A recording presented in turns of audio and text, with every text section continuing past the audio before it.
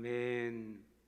사회적 거리두기 방침에 따라서 우리 성전에 나오지 못하고 또 무더운 여름 날씨 속에서도 또 힘들지만 가정에서 또 허락하신 처소에서 주님 모시고 예배하는 우리 믿음의 권속 한 분 한 분에게 우리 주님께서 크신 은혜 베푸시고 믿음의 비밀과 담력을 허락하실 줄 믿습니다. 이 아침 하나님께서 우리에게 주신 말씀은 신약 성경 빌립보서 3장 12절로 16절입니다. 신약 성경 321쪽입니다. 신약 성경 321쪽 빌립보서 3장 12절로 16절입니다.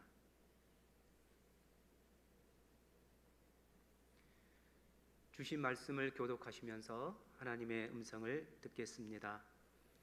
내가 이미 얻었다 함도 아니요 온전히 이루었다 함도 아니라 오직 내가 그리스도 예수께 잡힌 바 된 그것을 잡으려고 달려가노라. 형제들아, 나는 아직 내가 잡은 줄로 여기지 아니하고 오직 한 일, 즉 뒤에 있는 것은 잊어버리고 앞에 있는 것을 잡으려고 표대를 향하여 그리스도 예수 안에서 하나님이 위에서 부르신 부름의 상을 위하여 달려가노라. 그러므로 누구든지 우리 온전히 이룬 자들은 이렇게 생각할지니 만일 어떤 일에 너희가 달리 생각하면 하나님이 이것도 너희에게 나타내시리라. 같이 읽겠습니다. 오직 우리가 어디까지 이르렀든지 그대로 행할 것이라. 아멘. 20세기의 가장 유명한 첼리스트 한 사람을 꼽으라 하면 카잘스라는 사람을 꼽을 수 있을 것입니다. 그는 죽기 얼마 전까지만 해도 매일 6시간씩 첼로 연습을 했던 것으로 유명한 사람입니다. 그가 96살까지 그렇게 죽기 전까지 연습했던 이유에 대해서 한 기자가 카잘스에게 그렇게 물었습니다. 선생님, 연주하는 것을 보면 선생님의 연주는 모든 사람들이 듣기에 완벽한 그런 연주라고 생각하는데 왜 그렇게 또 열심히 연습을 하십니까? 카잘스의 대답입니다. 내 연주 실력은 아직도 연습할 때마다 조금씩 연습을 통하여 향상되고 있다네. 이번 첼로의 전설로 불리는 카잘스가 이미 완벽한 연주를 한다는 평을 받으면서도 매일 6시간씩 연주하는 그 이유는 스스로 아직 나는 완전한 실력을 갖추지 못했다라는 겸손함 때문입니다. 그는 비록 가장 연주를 잘한다는 그런 전설로 남아있지만 그럼에도 불구하고 현재의 실력에 안주하지 않은 그런 모습을 보여주고 있습니다. 카잘스와 비슷한 고백을 한 신앙의 인물, 영적 거장 한 사람을 꼽으라면 아마 사도 바울이 아닐까 생각합니다. 그는 아무도 사람 중에서 이렇게 경험하지 못한, 보통 사람이 경험하지 못한 셋째 하늘까지 올라갔다 온 사람입니다. 그리고 낙원을 경험해서 고린도후서에 그렇게 자기의 간증을 해주고 있지요. 그는 다메섹 도상에서 부활하신 예수님을 실제로 만나서 부활하신 예수님 만나고 나서 극적인 회심을 했던 그런 분이죠. 그는 신약 성경에 굉장히 많은 분량을 성령님의 감동을 받아서 기록한, 여러분 성경 한 권 기록하신 분 없잖아요. 그 정도로 대단한 그런 인물이었습니다.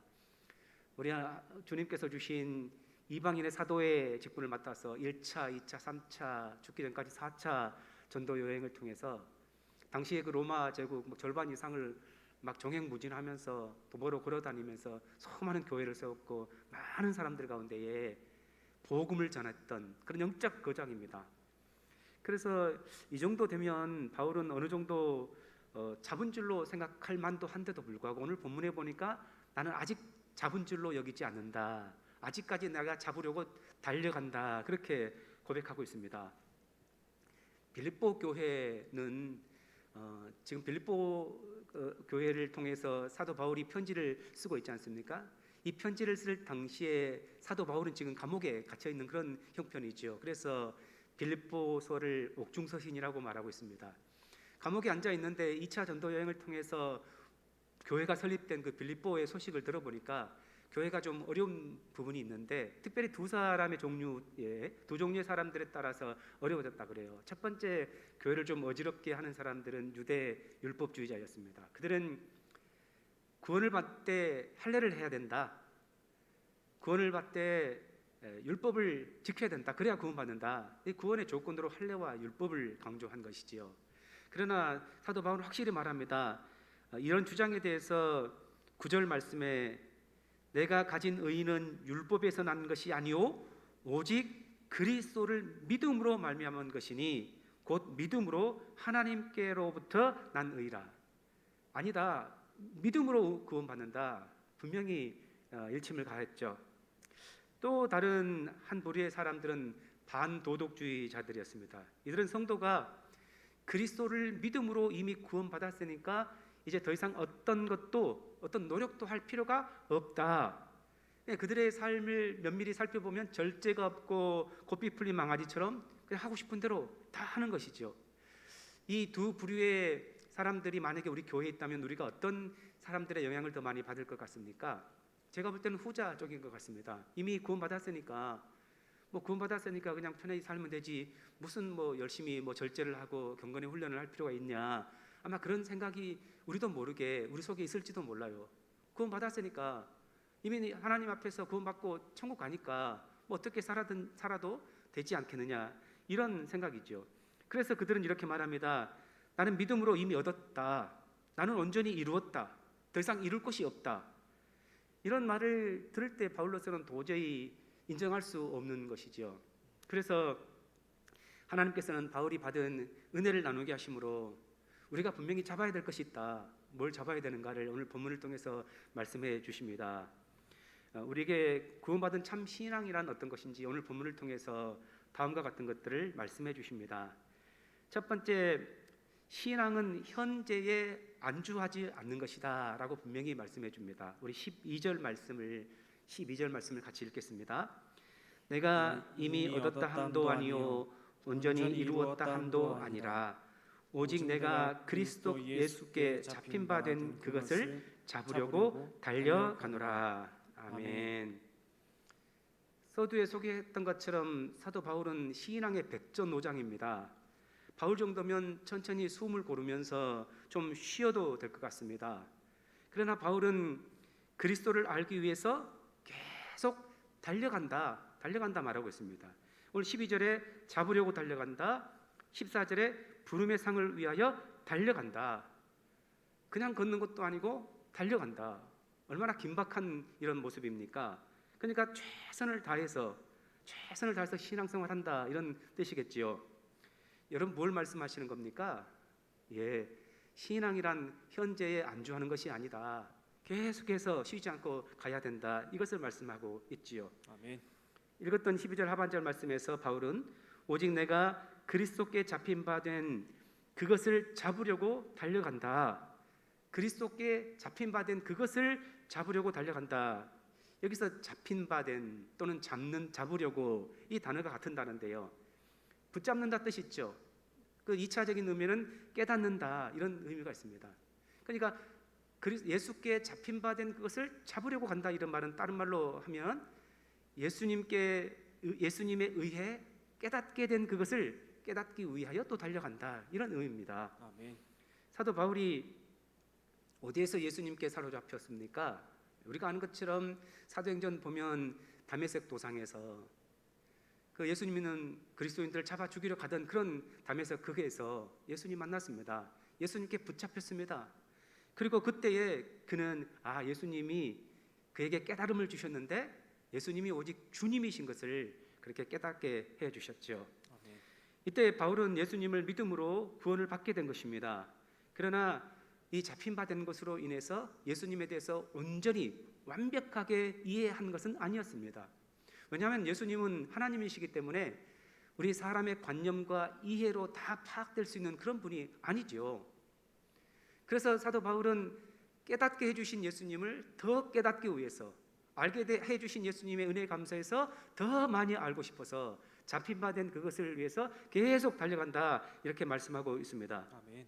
여러분 우리는 믿음으로 구원받았지요. 아멘. 다른 말로 거듭났다고 말합니다. 아멘. 그러나 거듭났다는 것은 말 그대로 거듭났기 때문에 영적인 어린 아이와 같습니다. 그래서 거듭난 인생 그대로 가만 머물러 버리면 성장이 없다면 하나님을 근심시키게 될 수밖에 없겠죠. 그래서 계속적으로 성장해야 되는 것이죠. 거듭났다라는 것 자체가 영적인 태어남이기 때문에 성장을 해야 된다는 것을 말씀해 주고 있습니다. 그리고 그래서 빌립보 교회의 반도덕주의자들이 모든 것은 이미 이루어졌다, 모든 것을 얻었다 생각되는 것, 그런 사람들에게는 신앙이라는 것은 뭡니까? 현재 안주하는 것, 정지되어 있는 것, 그렇게 생각했겠지요. 그러나 바울은 믿는 순간 신앙은 시작되는 것이다, 그리고 완성을 향해서 달려가야 된다, 그렇게 말씀해 주고 있습니다. 아멘. 그런 의미에서 제가 이 말씀을 묵상하면서 이 구원이라는 것에 대해서 생각해 보니까 수학적으로 제가 한번 생각해 보게 됐습니다. 수학에 비유한다면 구원은 점이 아니고 반직선 아닌가, 이런 생각을 해보게 됩니다. 점이라는 것은 멈춰 있는 거죠. 정지되어 있는 한 점을 의미합니다. 그런데 반직선이라는 것이 뭐겠습니까? 한 점에서 시작돼서 화살표가 가리키는 방향으로 계속적으로 나가는 것, 이것이 반직선 아니겠습니까? 그래서 신앙이라는 것이 바로 그것입니다. 내가 구원받은 순간 다시 한번 예수님을 알아가는 것이, 다른 말로 성화로 인해서 구원의 완성을 향해서 계속 진행되는 것이 바로 신앙입니다. 아멘. 여기서 바울이 예수님께 잡힌 바 된 그것을 잡으려고 달려간다는 고백에는 또 다른 의미가 있습니다. 그것은 바로 이방인을 위한 복음 전파자로 주님께서 세워주었음을 의미합니다. 그러니까 다메섹 도상에서 예수님만이 참 주님이신 것을 알게 될 뿐만 아니라 이제 사도 바울에게 예수님은 이방인의 사도로 그를 세워주셨던 것이지요. 그래서 바울이 붙잡힌 바 된 그것을 붙잡으려고 계속 달려간단 말은 주님이 주신 사명을 위해서 계속 쉬지 않고 달려간다, 그런 의미 있죠. 그래서 그가 실제로 1차, 2차, 3차에 걸쳐서 복음을 전하고 계속 누비면서 도보로 걸어가면서 예수님을 전했던 것을 볼 수 있습니다. 그리고 지금 그가 이 빌립보서를 기록할 당시에 그가 어디에 있습니까? 지금 그는 로마 감옥에 있지요. 그래서 옥중서신이지 않습니까? 그래서 이 말씀을 보면서 사도 바울쯤 되면은 이제 좀 쉬어도 되지 않은가, 그렇게 주님 주신 사명을 위해서 3차까지 복음을 종횡무진함 누비며 많은 나라를 다니며 복음을 전했고, 이제는 주님이 좀 쉬라는 의미로 감옥에서 이렇게 움직이지 못한 형편 가운데 주신 것 아닌가, 이런 생각을 해볼 만도 합니다. 그러나 사도 바울은 여전히 내가 이미 얻었담도 아니고 온전히 이루었담도 아니라 고백합니다. 그리고 계속해서 그리스도 예수께 잡힌 바 된 그것을 잡으려고 달려간다. 그가 비록 감옥에 있지 않습니까? 그는 육신은 매이지만 복음은 매이지 않는다고 그렇게 고린도전서에서 말합니다. 그는 2년 동안을 시간을 허비하지 않고 그곳에서 에베소서, 빌립보서, 골로새서, 빌레몬서 등의 서신들을 통해서 성도들의 신앙을 독려하고 믿음을 잃지 않도록, 흔들리지 않도록 계속적으로 그렇게 사역을 이어가는 걸 볼 수 있지요. 여러분, 우리가 신앙생활을 하다가 때로는 우리가 얼마나 그 신앙을 좀 쉴 만한, 좀 쉬어가는 그런 타임으로 잡을 만한 핑계거리가 얼마나 많습니까? 그러나 사도 바울은 그런 좋은 핑계에도 불구하고 내가 잡은 줄로 생각하지 않고 잡힌 바 된 그것을 향하여 나간다 고백하고 있습니다. 예, 그렇습니다. 신앙은 결코 현재에 안주하는 것이 아닙니다. 좀 쉴 만한 그런 핑계거리가 왔을 때 그것을 덜썩 잡고 현재에 안주하면, 쉬다 보면 신앙이 퇴색하게 됩니다. 하나님께서 맡겨주신 그 사명 끝까지 완수할 수 없게 되지요. 그래서 우리는 다시 한번 신앙은 현재 안주하는 것이 아니고 반직선처럼 계속해서 우리 주님 따라가는 원리임을 바르게 알아야 할 것입니다. 아멘. 두 번째 말씀하시는 것은 신앙은 과거에 매이지 않아야 한다는 것입니다. 우리 13절 하반절 말씀 같이 한번 읽어보겠습니다. 오직 한 일, 즉 뒤에 있는 것은 잊어버리고 앞에 있는 것을 잡으려고. 아멘. 그러니까 바울은 앞에 있는 것을 잡으려고 가려고 할 때에 조건으로 뒤에 있는 것은 잊어버린다, 뒤에 있는 것은 잊어버려야 된다 말씀하고 있습니다. 자신의 남은 구원을 위해서 결코 과거에 집착하지 않고 앞만 보고 나가겠다 말하는 것이지요. 뒤에 있는 것을 잊어버린다는 것은 그 뒤에 과거의 기억이 자신이 그 사명을 향하여 또 예수님 잡으려고 나가는데 방해되지 못하도록 철저히 막아버린다는 것입니다. 뒤에 있는 것은 뭘 가리킬까요? 예, 바울의 과거지요. 과거에는 잘못한 것들도 있고 잘한 것들도 분명히 있습니다. 과거에 그는 율법으로 의롭게 되려 했던 것, 그리고 또 교회를 핍박하는 것 등 잘못한 것들이 분명히 있었습니다. 그리고 또 그리스도인으로서 이방인의 사도로서 그가 많이 성취한 것도 분명히 있었습니다.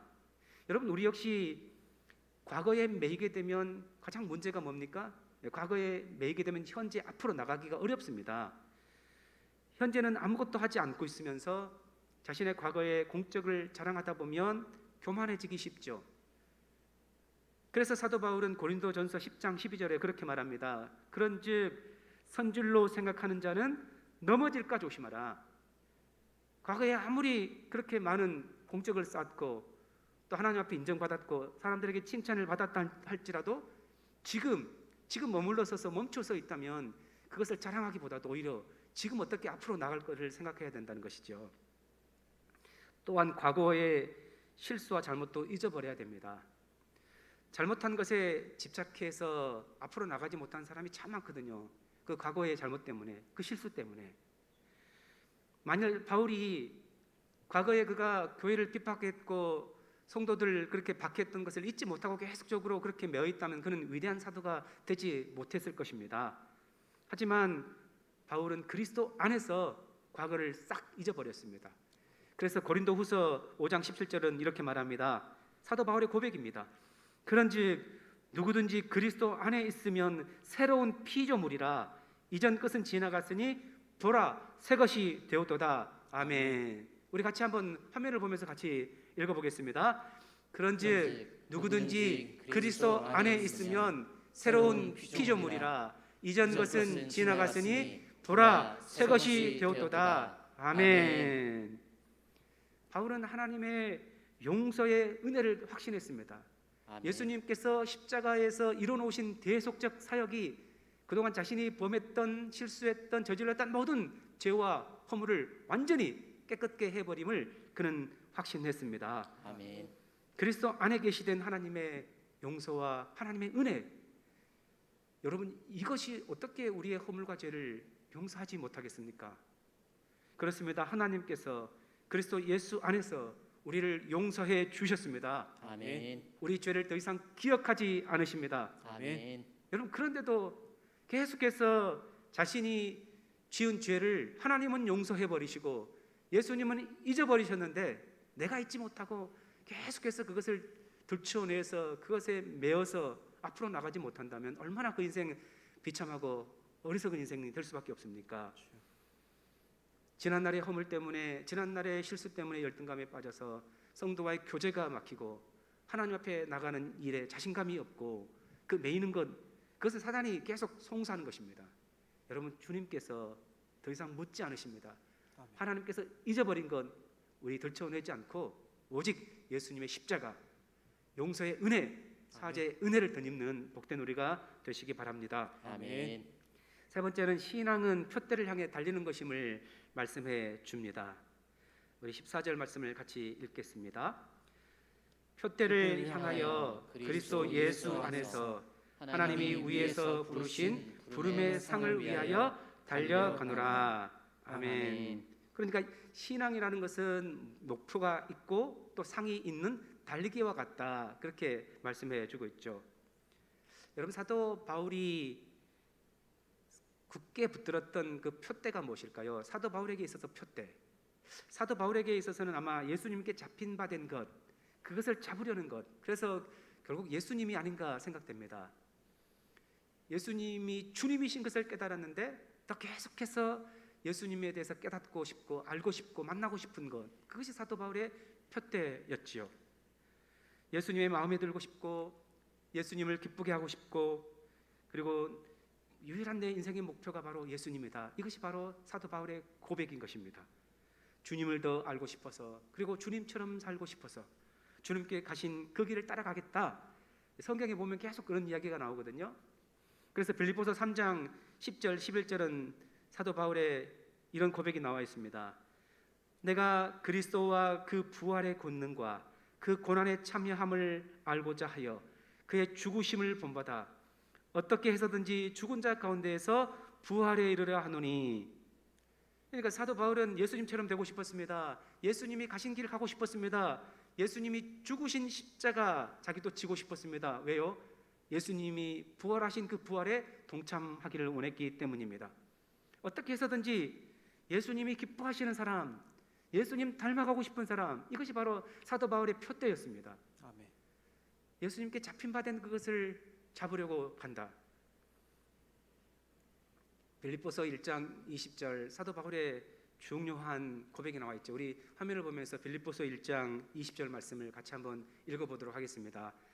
나의 간절한 기대와 소망을 따라 아무 일에든지 부끄러워하지 아니하고 지금도 전과 같이 온전히 담대하여 살든지 죽든지 내 몸에서 그리스도가 존귀하게 되게 하려 하나니. 아멘. 이것이 바로 바울의 표대였습니다. 여러분, 우리에게도 이와 같은 인생의 표대가 있기를 바랍니다. 아멘. 바울처럼 예수님께 붙잡힌 자, 아멘. 바울처럼 예수님의 은혜에 비친 자, 아멘. 그래서 사나 죽으나 우리 예수님을 기쁘시게 하고 아멘. 예수님의 마음에 드는 사람, 예수님을 존귀하게 하여 주님 영광만 위해서 살아가는 것, 아멘. 이것이 우리 인생의 표대가 되기를 바랍니다. 아멘. 사도 바울은 예수님께 붙잡힌 바 된 그것을 잡으려고 따라갔지 않습니까? 이 말씀을 이렇게 묵상하면서 떠오르는 한 가지 그 이미지가 있었습니다. 그것은 뭐냐면 한 결이 이야기입니다. 여러분, 우리나라는 밭을 갈거나 논을 갈 때 보통 소 한 마리가 쟁기를 끌고 이렇게 밭을 갈지 않습니까? 그런데 팔레스타인 지역에서는 결의로 밭을 갑니다. 즉 결의라는 것은 두 마리로 쟁기 하나를 끌게 한다는 것이지요. 마태복음 11장 보면은 28절 이하에 보면 예수님께서 수고하고 무거운 짐진 자들아 다 내게로 오라. 내 마음은 쉽고 내 멍에는 가볍다. 그래서 내 멍에를 배우라. 이렇게 이야기하고 있습니다. 결의소 이야기입니다. 그러니까 우리가 예수님 믿기로 작정한 순간부터 우리는 어쩌면 예수님 소와 내 소가 신앙이라는 한 가지 밭을 가는 데에 결의소로 멍에를 메고 밭을 가는 것과 같다는 이야기입니다. 그래서 끊임없이 우리는 예수님을 배워가야 합니다. 그런데 예수님 이제 서로 생각해 보겠습니다. 예수님 소가 큰 소고 나는 아주 적잖아요. 근데 그 인생의 밭갈이 갈 때에 얼마나 그것이 어렵겠습니까? 쉽겠습니까? 아주 쉽습니다. 어떻게 할 때에 큰 소이신 예수님만 따라가면, 아멘. 예수님께 배우기만 하면, 아멘. 예수님 가는 방향으로만 따라가면 예수님께서 힘이 세시기 때문에 무거운 밭갈이 다 갈고 나는 그냥 따라만 가면 됩니다. 아멘. 반대로 예수님께서 가는 방향으로 가기 싫어서 내가 원하는 방향으로 가고자 할 때 그 인생이 얼마나 힘들고 고통스럽겠습니까? 예수님 분명히 믿는데 예수님 따라가지 않고 말씀 따라가지 않고 여전히 예수님 믿는다 고백하면서 세상 따라가고 내 육신을 따라갈 때 그 인생 참으로 고통스럽고 힘들 것입니다. 구체적으로 한번 이야기해 보겠습니다. 멍에를 같이 메고 가는데 예수님 소 따라가지 않고 내 마음대로 간다면 내 목덜미가 아마 상처가 나고 끓기게 될 것입니다. 멍에에 연결된 코뚜레로가 내 코를 찢어버릴 것입니다. 왜요? 워낙 예수님 강하시니까. 사도 바울은 예수님께 잡힌 바 된 그것을 잡으려고 따라갔습니다. 예수님이 주님이신 것을 알았습니다. 계속해서 주님도 알고 싶어서 주님 가는 그 길을 잡으려고 달려가는 그런 인생을 살았습니다. 고대의 경기장에서 매 경기가 끝나자마자 그 시상자가 그 우승자의 이름과 그 아버지의 이름과 그 나라의 이름을 호명해서 불러내서 그를 높은 자리에 서게 하고 그에게 월계관을 상으로 주었습니다. 지금 바울이 여기서 말하는 그 부름은 이런 부름을 말하는 것입니다. 인생의 경기가 끝나면 하나님이 그리스도 예수 안에서 상을 주시기 위해서 우리의 이름을 부를 것입니다. 여러분, 그때에 내 이름도 부름 받아야 하지 않겠습니까? 아멘. 바울은 이것을 염두에 두고 일생을 달린다고 분명히 이야기해주고 있습니다. 아멘. 오늘 폐막식과 함께 2020 도쿄올림픽이 17간의 여정을 마치고 막을 내리게 됩니다.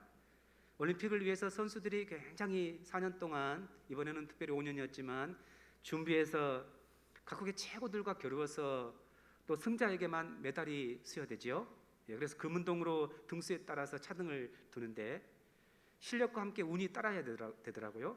그래서 대부분의 선수들은 메달 없이 빈손으로 귀국하는데 1, 2, 3등만 메달을 받습니다.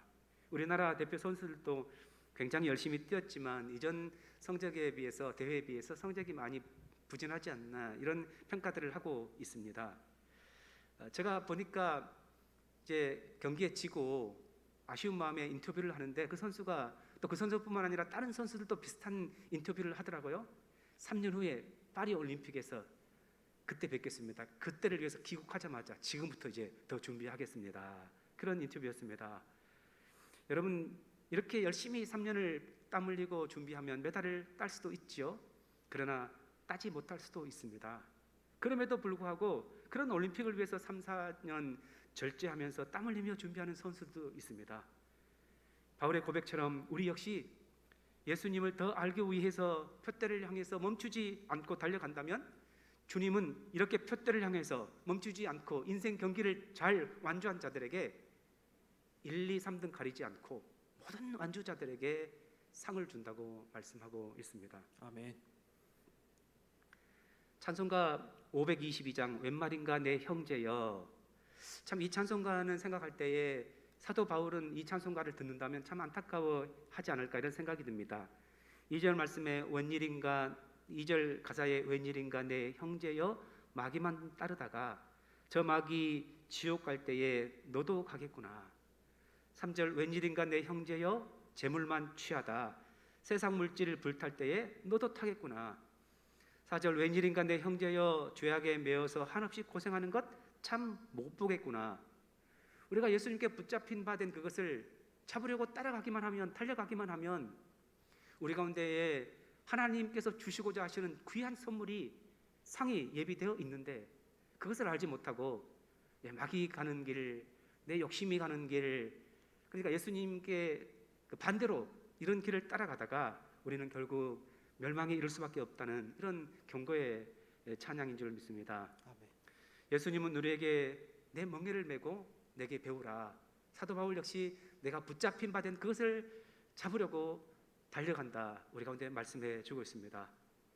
여러분, 최후 심판 때에 주님이 주시는 상을 받기까지는 이런 세상 사람들의 칭찬과 세상 사람들의 영광, 이런 것들 잠시 내려놓고 오직 주님만 바라보면서 달려간다면 반드시 우리에게, 우리 주님께서 표대를 향하여 달려간 모두에게 준비하신 상을 주십니다.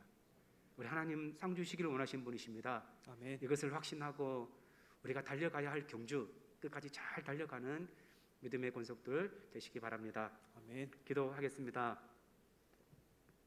하나님 아버지, 오늘 우리에게 사도 바울의 고백을 통하여서 우리가 지금 살아가는 신앙의 여정은 현재 안주해서는 안 되고 또 과거에 매이지도 말고 우리 가운데 주신 표대를 향하여 부름의 상을 쫓아가는 이런 믿음의 삶이어야 한다고 말씀해 주셔서 감사합니다.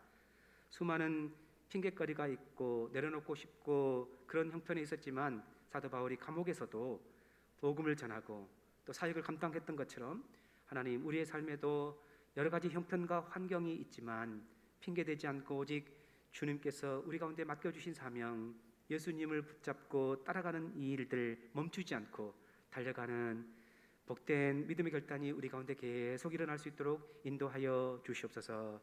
예수님 이름으로 기도하옵나이다. 아멘.